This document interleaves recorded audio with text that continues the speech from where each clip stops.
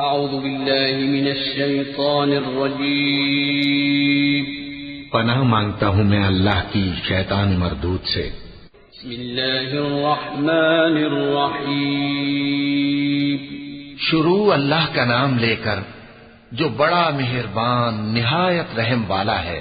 عبس وتولى أن جاءه الأعمى وما يدريك لعله يزكى أو يذكر فتنفعه الذكرى أما من استغنى فأنت له تصدى وما عليك ألا يزكى وأما من جاءك يسعى وهو يخشى فأنت عنه تلهى كلا إنها تذكرة فمن شاء ذكره في صحف مكرمة مرفوعة مطهرة بأيدي سفرة كرام بررة۔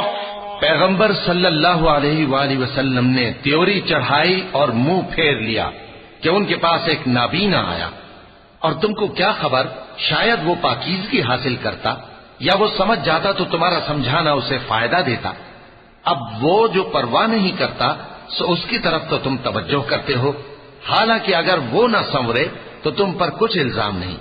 اور وہ جو تمہارے پاس دوڑتا ہوا آیا اور وہ اللہ سے ڈرتا بھی ہے تو اس سے تم بے رخی کرتے ہو۔ دیکھو یہ قرآن نصیحت ہے، پس جو چاہے اسے یاد رکھے، قابل ادب ورقوں میں لکھا ہوا، جو بلند مقام پر رکھے ہوئے اور پاک ہیں، ایسے لکھنے والوں کے ہاتھوں میں ہیں جو بلند مرتبہ اور نیکوکار ہیں۔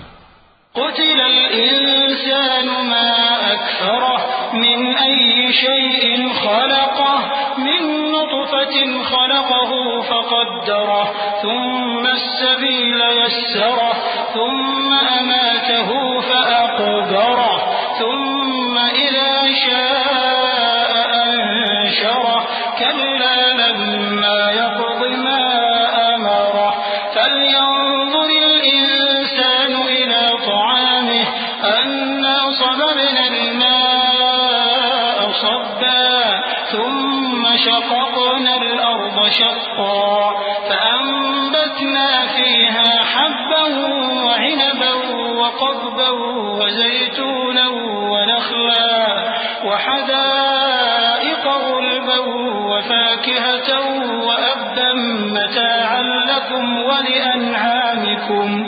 انسان مارا جائے، یہ کیسا ناشکرا ہے۔ اسے اللہ نے کس چیز سے بنایا؟ نطفے سے بنایا، پھر اس کا اندازہ مقرر کیا، پھر اس کے لیے رستہ آسان کر دیا، پھر اس کو موت دی سو اسے قبر میں پہنچایا، پھر وہ جب چاہے گا اسے اٹھا کھڑا کرے گا۔ کچھ شک نہیں کہ اللہ نے اسے جو حکم دیا اس نے اس پر عمل نہ کیا۔ تو انسان کو چاہیے کہ اپنے کھانے کی طرف نظر کرے۔